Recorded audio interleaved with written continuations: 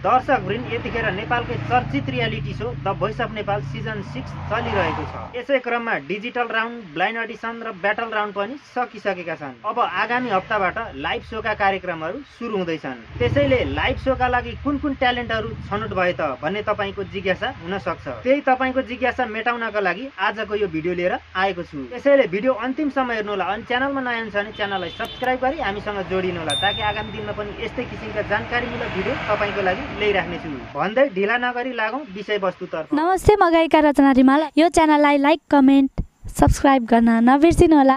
The voice of Nepal season 6 को कोचहरूमा उदय सोताङ, राजु लामा, मेलिना राई र Khem century रहेका छन्। अब लाइभ सोका लागि हरेक कोचहरूसँग 3-3 जना ट्यालेन्टहरू रहेका छन्। कोच खेमसँग लाइभ सोका लागि विशेष पाण्डे, पविन्द्र सुनार र इन्द्रकला राई रहेकी छिन्। यस्तै गरी कोच उदयको टिममा दावा लामा, सुजन खड्का र अर्चना आचार्य रहेकी छिन्।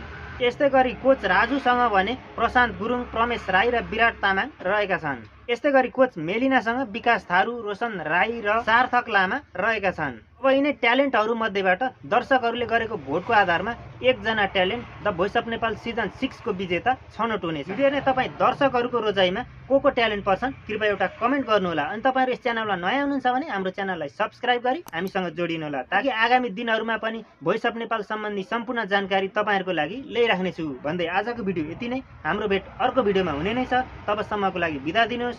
जय नेपाल।